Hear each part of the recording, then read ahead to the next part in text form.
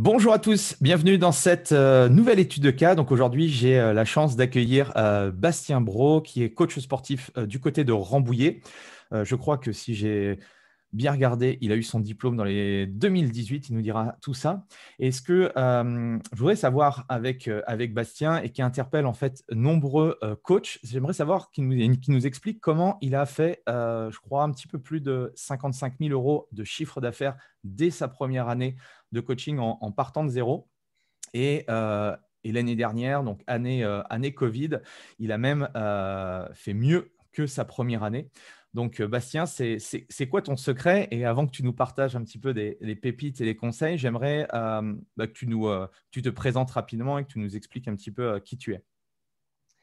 Alors, Bastien, coach sportif depuis 2018. Donc, actuellement, je suis spécialisé dans la perte de poids et je fais principalement du coaching personnalisé. OK. Et du coup, avant donc ton examen, c'est ça, hein, 2018, tu as fini tes études en 2018? Un petit peu avant 2017, ouais, 2017, j'avais fini. OK. Et après, j'ai eu une petite année de transition. Ok, ça marche. Du coup, par rapport à ça, avant de te lancer dans le coaching, tu faisais quoi? Alors, avant de me lancer dans le coaching, bah, j'ai fait mes études comme tout le monde. Ouais, Donc, j'ai fait une licence TAPS et ensuite j'ai enchaîné sur un diplôme universitaire en préparation physique et réathlétisation dans l'objectif de devenir préparateur physique. Mais bon, j'ai vite changé de cap. et pour quelle raison? À mon sens, c'était un secteur trop bouché, quoi, avec trop de demandes. Après, je pense que le coaching personnalisé, en fait, me convenait mieux, je pense. Ok. Et du coup, comment tu en es arrivé à te lancer dans le coaching sportif ou voilà, qu'est-ce qui a fait que tu t'es lancé dans le coaching? Alors, déjà, je faisais du karaté donc, depuis l'âge de mes 6 ans. Donc, pas mal d'entraînement, de compétition. Et mon objectif, en fait, quand je suis arrivé à la fin du lycée, en fait, je ne savais pas trop sur quoi m'orienter, mais je voulais absolument continuer le karaté et m'entraîner. Sauf que j'ai des amis qui continuent en médecine ou en ingénieur, etc. Et les études étaient trop importantes, trop conséquentes au niveau de la charge de travail. Et ça ne me permettait pas de suivre en fait tous mes entraînements karaté que je faisais. Et puis, même médecine, ingénieur, ça ne me plaisait pas tant que ça, quoi. Donc, je me suis dit, bon, qu'est-ce que tu aimes dans la vie? Je me suis dit, tu aimes le sport, tu fais que ça. Donc, pourquoi pas te lancer dans le coaching sportif et faire des études dans le sport. Donc, voilà, dans un premier temps, je me suis lancé dans les études de sport et dans une licence TAPS, du coup. Et c'est là Ok. qu'après m'est venue l'idée de faire coach sportif.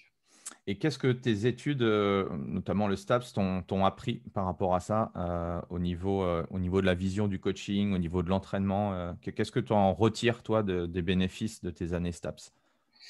Des années STAPS, c'était beaucoup surtout les bases de l'entraînement, quoi. Donc, ça m'a permis d'avoir toutes les bases, quoi, pour mieux comprendre ensuite, je dirais, ce qu'il y avait dans les bouquins, quoi. Parce que je pense que les études en STAPS sont très bien, mais voilà, ça suffit pas pour progresser et pour avoir tout le contenu nécessaire pour se lancer dans le coaching, quoi. Donc, je pense qu'il est nécessaire aussi de compléter en se documentant, quoi. Donc, ça m'a permis de faire. Qu'est-ce qui te manquait, du coup, à l'époque, du coup, pour te lancer? Quand tu as décidé de te lancer en fin 2018, 2019, voilà, qu'est-ce qui, selon toi, te manquait?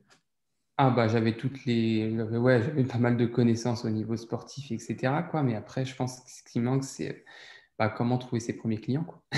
Ouais. Je pense, c'est tout. Je pense que c'est ça la plus grosse problématique parce qu'on sort, on a le diplôme, on sait accompagner, enfin coacher les gens, quoi. On sait faire du sport aux gens, quoi. Mais on ne sait pas forcément comment les aborder pour leur proposer nos services, quoi. Ok. Et du coup, tu as arrêté le fait de vouloir être préparateur physique. Tu t'es dit, je me lance dans le coaching sportif. Ça a été quoi les démarches pour toi? Ça a été quoi voilà, les premiers next steps? Ceux qui nous écoutent aujourd'hui et qui ne se sont pas encore lancés dans le coaching, c'était quoi, toi, tes premières étapes pour te lancer?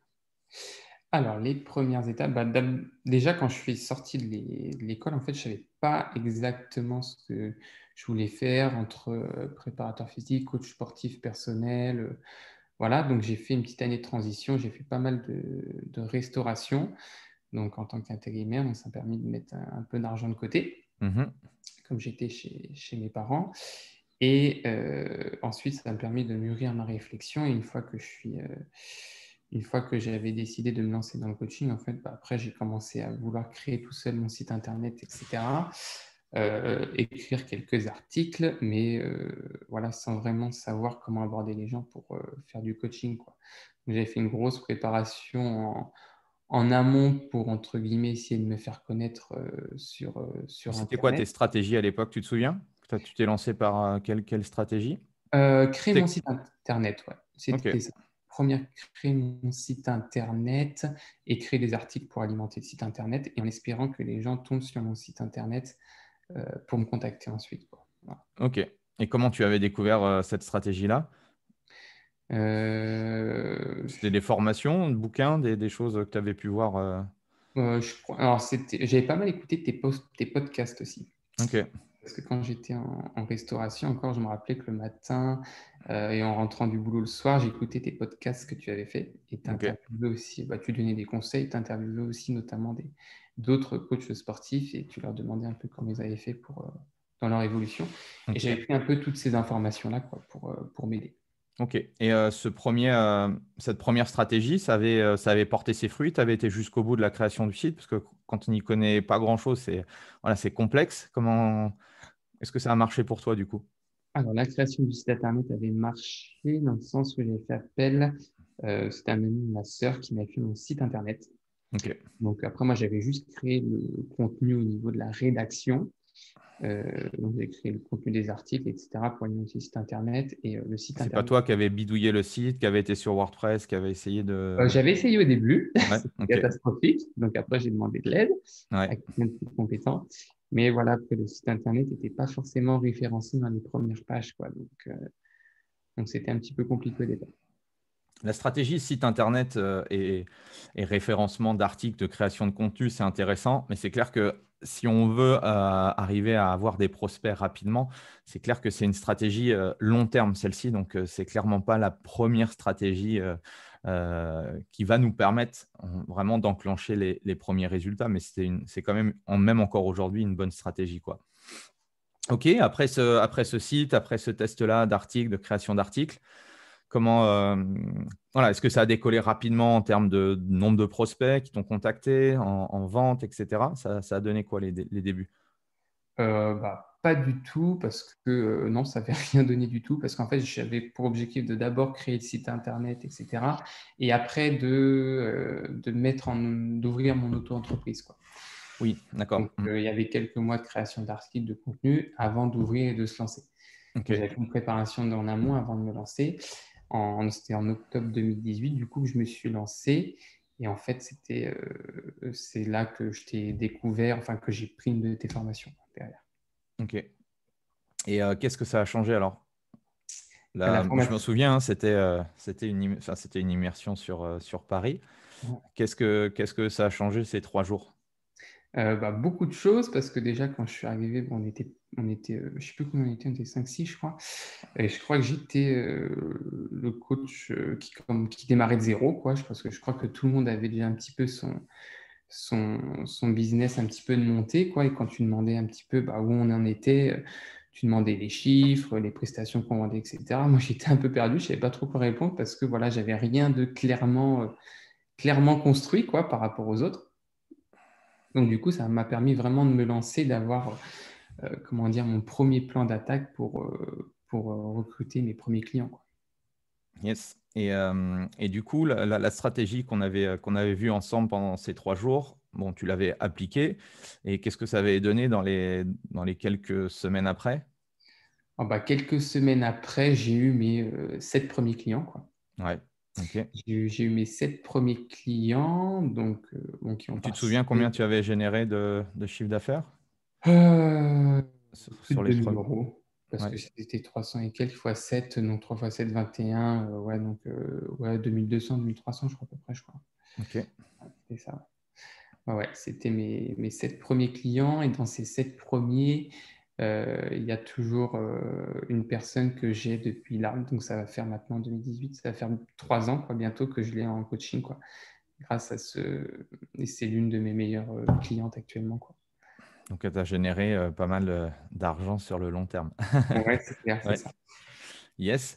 Et comment expliques-tu du coup, parce que c'est souvent je te prends souvent en modèle parce que moi je suis un peu jaloux de tes résultats, parce que comme je te l'ai dit, j'aurais adoré avoir tes résultats sur une première année d'exercice en partant de zéro. Euh, c'est quoi selon toi qui a fait que tu t'as réussi à aller au-delà à approcher en première année les 60 000 euros de chiffre d'affaires? Déjà, je pense que déjà, ça a été de me former, déjà, ça c'est sûr.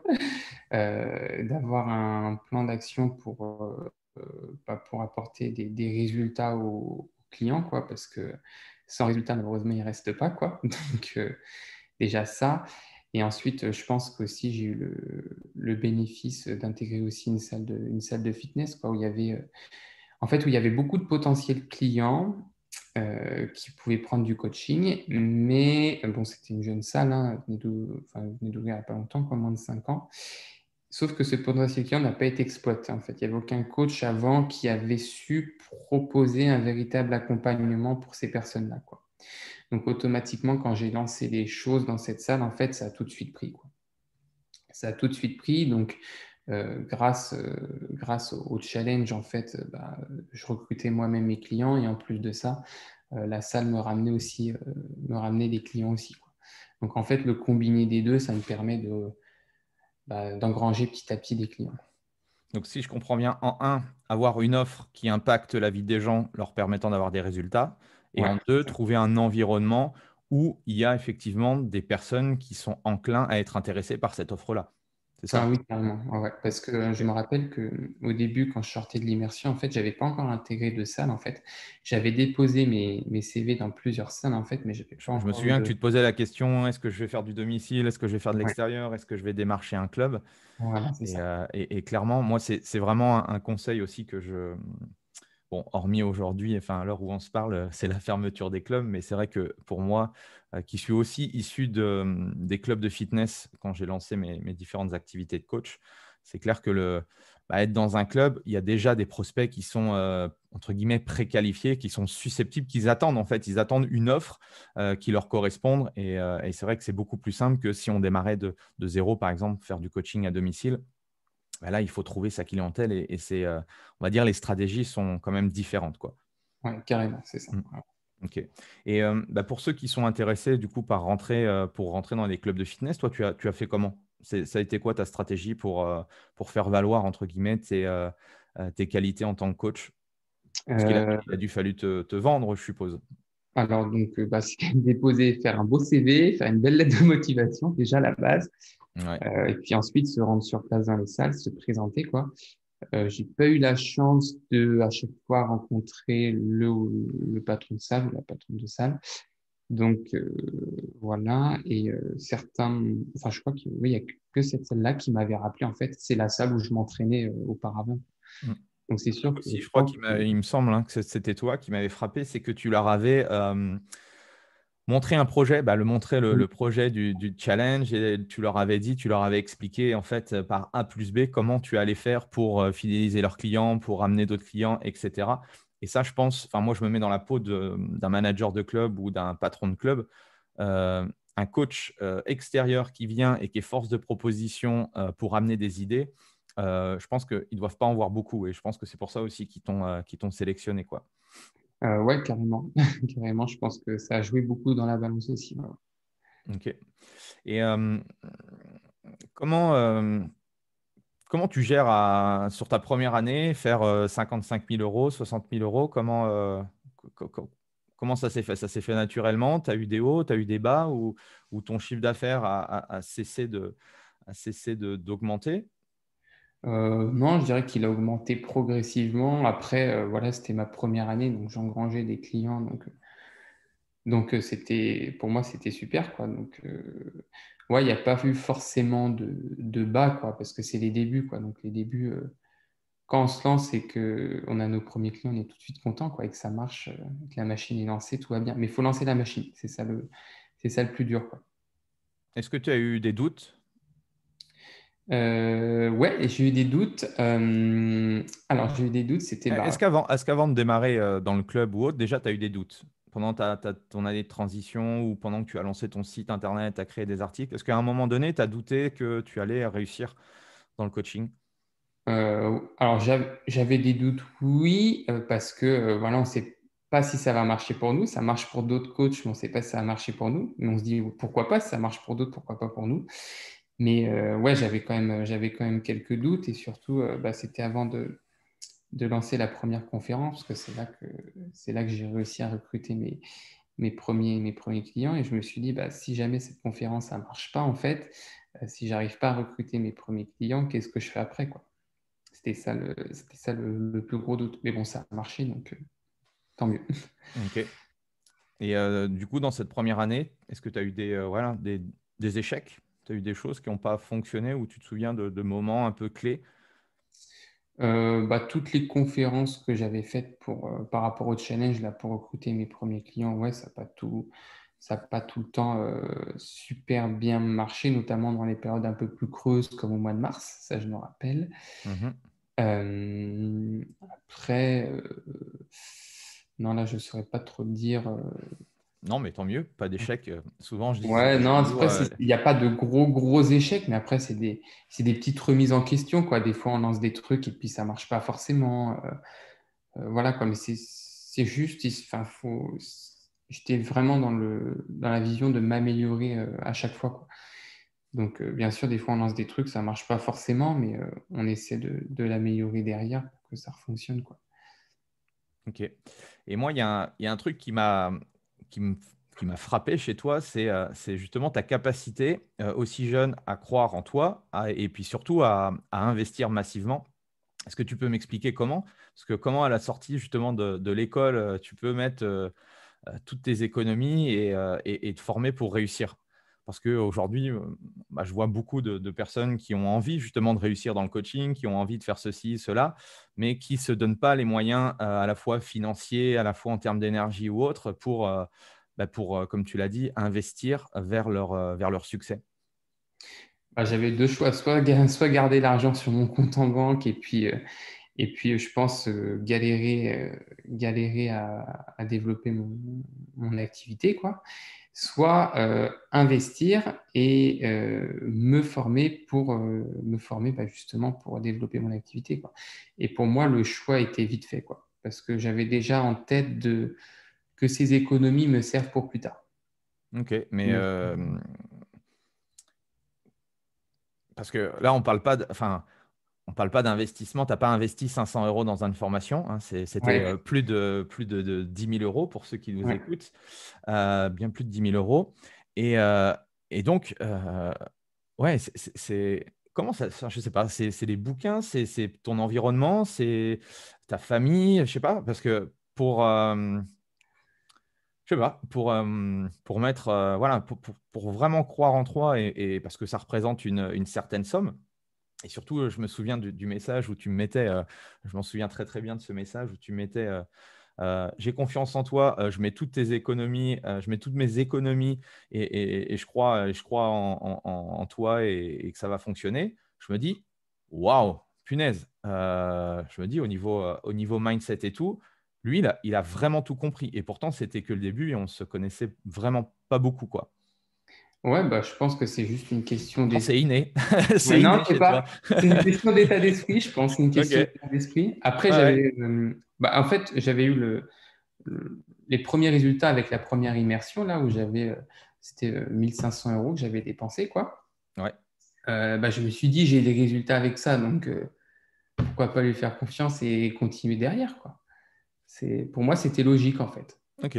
Pour moi, Ok, c'était ok. logique, quoi. Si avec 1500, j'avais déjà fait, je sais plus, 2000 et quelques Sur les euh, premières semaines, ouais. ouais, sur les premières semaines, je me dis, en mettant 10 000, on va pouvoir faire beaucoup mieux derrière, quoi. Donc, et je regrette pas du tout, quoi, parce que si j'en suis là, c'est grâce à cet investissement et grâce à toi, quoi. Et du coup, donc, première année, oui, pas mal, hein, parce que faire pratiquement 60 000 euros. Bon, l'année dernière, donc à l'heure où on tourne cette étude de cas, là, on est en plein Covid, année 2020. forcément compliqué parce que ton club, comme la plupart des clubs en France et un peu partout, ferme. Euh, c'est quoi ta première réaction, toi, en tant qu'indépendant, en tant que chef d'entreprise, quand, entre guillemets, on ferme une partie de ton activité parce que tu ne peux plus exercer là où tu exerçais? Tu te souviens un petit peu Euh, dans quel état d'esprit tu étais? Bah, ça fait chier, mais on n'a pas le choix, donc il va falloir trouver des solutions. C'est, voilà, Ok. c'est ça. Donc, bah, il n'y a pas le choix, c'est comme ça, et puis c'est tout, hein. Tout le monde est dans la même galère, donc bah, il faut trouver des solutions. Donc, bah, déjà, conserver le relationnel avec les clients, continuer de les accompagner au mieux pour qu'ils continuent à se bouger. Et puis ensuite, les retrouver directement après la fin du confinement, parce que j'avais quand même une crainte, c'est que les gens enfin, ne reprennent pas le coaching sportif derrière, quoi. Ouais. Avec même cette petite crainte-là, quoi. Donc voilà, faire le maximum, quoi, garder le contact avec les gens, continuer de les accompagner au mieux, continuer de les entraîner, etc. Et comment s'est passé justement ce premier confinement, cette première transition? On a réouvert un peu en été et à la rentrée. Tu as retrouvé, du coup, par rapport aux stratégies qu'on avait pu travailler ensemble, tu as retrouvé, on va dire, ton emploi du temps, ton agenda. Ouais, alors après, ça s'est fait, la réouverture s'est faite progressivement, ça a démarré mi-mai, je crois, pour les coachings extérieurs. Donc directement, moi, j'ai proposé des coachings en extérieur à tout le monde, quoi. Il y en a qui voulaient, il y en a qui n'étaient pas pour. Donc avec ceux que j'ai pu, bah, directement, on a repris directement le coaching en extérieur. Les autres, on a attendu la réouverture des salles. Et finalement, je trouve qu'il y a eu un engouement pour se faire accompagner derrière, quoi. Et j'ai retrouvé, bah, les gens sont revenus pour le coaching, quoi. Ok. Et quand on voit un peu tes chiffres sur 2020, tu as fait mieux que la première année. Je pense que du coup, tu as bien bossé, tu as été proche, je pense, de tes clients. C'est ce qui fait que tu as gardé une certaine fidélité et tu as continué, entre guillemets, à travailler, même si effectivement, c'est plus complexe dans le sens où tu es obligé de te déplacer ou autre, chose que tu ne faisais pas quand tu étais au club, quoi. Ah bah oui, c'est clair, hein. Du coup, bah là, il faut gérer Du coup, là, je suis à domicile en ce moment. Donc, voilà, bah, j'ai dû modifier l'emploi du temps, quoi. Et puis, il faut faire les trajets en route et puis on s'adapte, quoi. Parce que même si je préfère coacher en salle parce qu'il y a tout le matériel à disposition, etc., et que c'est plus pratique, plus simple, après, bon, bah là, j'ai dû m'adapter, quoi, tout simplement. Mais C'est le propre même du chef d'entreprise, s'adapter, même en période un peu ouais, c'est complexe et ça. De toute délicate. façon, quand on n'a pas le choix, c'est ça, s'adapter. De toute façon, comme on s'adapte lors d'un coaching, il faut s'adapter à tout événement de la vie qui nous arrive, quoi. Et comment tu vois un petit peu le métier de coach, du coup, déjà en 2021, dans les prochaines années? C'est quoi ta vision un petit peu de ce qui peut se passer, notamment ce qui s'est passé avec la Covid, avec le confinement ou autre? C'est quoi ta vision de notre métier? Alors, je pense que les gens vont prendre beaucoup plus conscience de leur santé. Déjà par le fait que le Covid déjà touche beaucoup plus les personnes déjà en surpoids, obèses et souffrant de maladies cardiovasculaires. Donc je pense que chez ces personnes-là, il va y avoir une grosse prise de conscience, notamment ceux qui ont peut-être perdu un proche dans cette pandémie-là.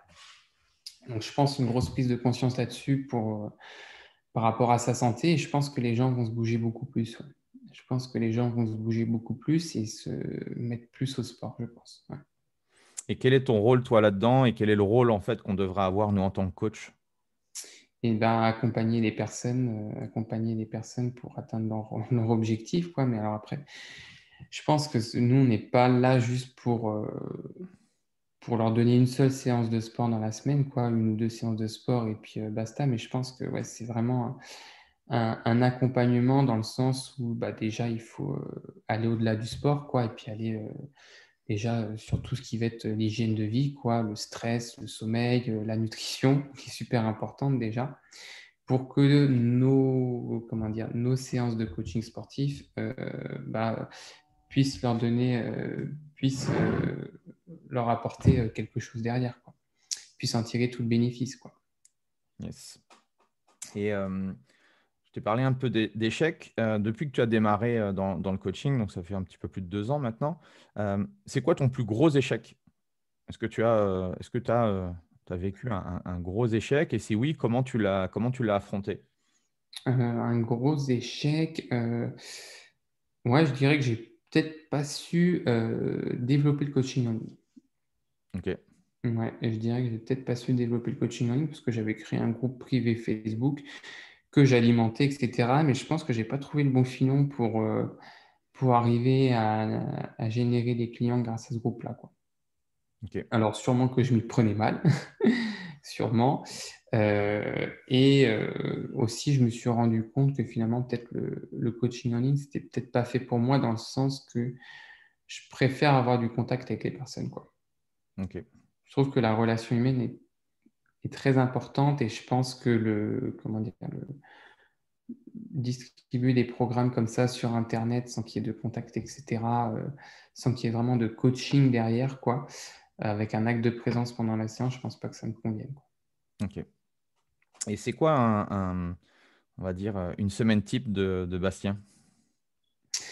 Une semaine type, je travaille du lundi au samedi. Ouais. En gros, c'est 8h midi, 8h midi coaching et 16h, 21h coaching, quoi. Donc, Pour faire à peu près voilà, 60K, 70K à l'année, ça représente combien de coaching à peu près par semaine pour donner un ordre d'idée bon, il faut faire une vingtaine d'heures, quoi. Ouais, Moi, ok. je pense, ouais. Ouais, une vingtaine d'heures, ouais. Ouais. À 20 heures, je pense que tout Ok. le monde peut y arriver, ouais. Ok. Toi, aujourd'hui, tu es à combien? Au niveau, là, je suis entre 25 et 30 heures par semaine, à peu près. Ok. Donc, tu es bien occupé. Ouais, c'est ça, c'est pas mal. Ok. Dernière petite question là. Est-ce que tu aurais un ou deux livres à nous partager qui pourraient être intéressants pour tous les professionnels qui nous écoutent? Euh, un ou deux livres à vous partager. Bah, moi, je suis beaucoup attaché à la nutrition parce que on parle beaucoup du côté sportif quand on est coach sportif, mais je pense qu'au niveau de la nutrition, c'est très, très important de se former dessus et de se former via des livres. Donc, un livre que je pourrais vous conseiller, ce serait, pour avoir vraiment les bases au niveau de la nutrition, ce serait Paléo Nutrition de Julien Vénesson, qui est vraiment pas mal du tout, quoi. Ok. Est-ce que tu as Voilà. un livre business en marketing, en Non, j'ai vente, pas en spécialement productif? de Non, livre pas de. business. Ouais. Ok. Et comment tu fais pour continuer, toi, à progresser soit en tant que coach sportif, soit en tant que chef d'entreprise? Bah, je me forme, je me forme. Alors, soit je lis des livres, soit j'achète des livres quand j'ai le temps de lire. Soit je regarde un peu des vidéos d'entraînement, etc. Ou alors moi, j'achète aussi moi aussi mes programmes d'entraînement, quoi, pour me faire coacher derrière, quoi, Ouais, et pour m'entraîner, parce que je trouve que voilà, c'est bien de coacher les particuliers, mais pour progresser, je pense qu'il faut aussi se faire coacher, quoi. Tout le monde a besoin d'un coach, je pense, quel que soit le niveau. top. Un dernier mot de la fin que tu voudrais partager aux coachs qui nous écoutent? Bah, pour ceux qui viennent de se lancer, bah, écoutez, croyez en vous et puis investissez sur vous. Voilà. Top. Merci Bastien en tout cas. Merci à tout le monde. Si vous avez des questions, n'hésitez pas à les poser en dessous de la vidéo. En tout cas, si ça vous a plu, ce type d'interview et tout de cas, eh bien, on aura l'occasion de pouvoir en refaire. Voilà, en tout cas, merci. Merci Bastien. Bonne continuation du coup pour 2021 et Ouais, puis à merci. bientôt. À Allez, bientôt. salut. Ciao. Salut.